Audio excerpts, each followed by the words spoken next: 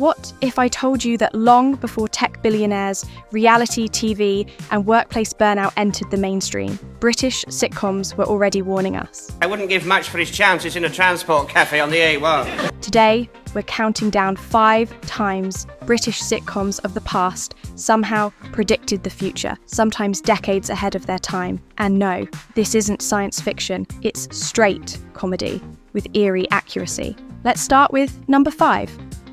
Leonard Rossiter plays Reggie Perrin, a middle manager at Sunshine Desserts who seems to have everything: job, home, family. Oh, you amaze me. This is no good, Perrin. And yet, he's unravelling. What do you mean? Thought I called her a hippopotamus for a change. That's a horrid thing to say. Before we had phrases like burnout or midlife crisis, Perrin tackled it head on. I'm sorry, I missed that. I was looking at the dust in the rays of the sun. See? Reggie's breakdown is treated with satire, yes, but also a strange sensitivity. He fantasises about running away. He fakes his own death. Goodbye, Reggie's clothes. Goodbye, old Reggie. Hello, new life. He feels numb, hollow, and alienated at work. In 1976, this was considered dark comedy. Today, it's called mental health awareness. He's Dad. He's Reggie. Oh, yes, I knew that. In this episode, Jim Hacker demands the truth. Sir Humphrey, with his trademark smugness, replies, Quite so.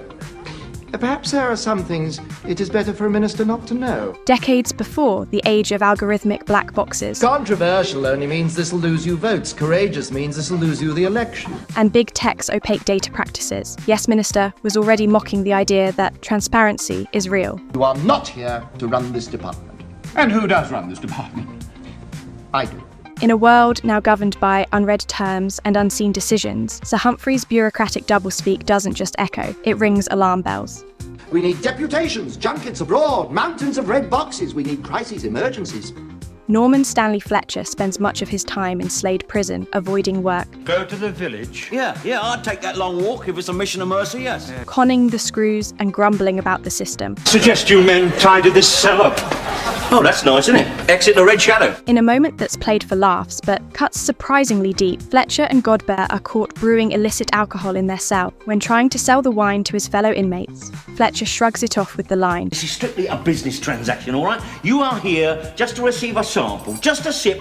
on the surface, it's just prison banter, but underneath, it reflects a whole microeconomy within the prison walls. Favours, trades, unspoken systems. It's not very easy to get the ingredients in here, you know, Tulip. I mean, I've got the potato peelings and the orange pips, yeah. In today's world, where debates rage over privatised prisons and overcrowding, Oh, you know the racket in here, huh? It's just the same in here as in the outside world, isn't it? Fletcher's offhand remark feels less like comedy and more like social commentary, years ahead of its time. Wouldn't mind today being a bit more to ride home about. Beautiful pub down the road. Mr. Humphreys, played by John Inman, was never explicitly labelled, Where am I? Just outside the gents.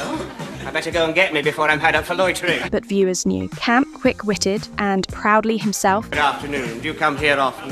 he stood out at a time when LGBTQ plus representation on screen was rare, And along comes the fairy prince, played by me.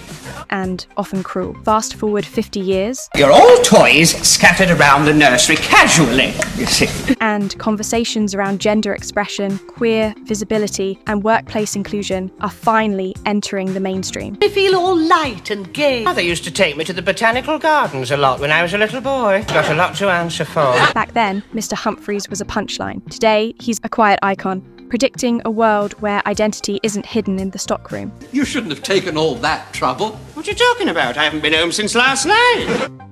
Harold wants independence. I'm not going to put up with it. I want to be on my own. I want some privacy. Albert clings to the past. Apartheid? I don't believe now it's apartheid. In Divided, We Stand, Harold literally builds a wall down the middle of their house to escape his father. Apart from business hours, I see no reason why our paths should ever cross again. Suits me. Decades before we coined the term boomerang generation or toxic dependency. This isn't just family dysfunction, I'm a pair. You can't split up a pair. You should know that. You split us up. it's intergenerational stagnation. Good night, Father. Come, Liz. And the same to you. Sound familiar? Millions of young adults today can't afford to leave home. Harold tried. But emotional manipulation, economic reality, You hadn't put those bloody silly partitions up, this never would have happened. and a post-war father too stubborn to change meant he was trapped. Just because you wanted to be on your own, just because you wanted to get rid of me. Just as many are now.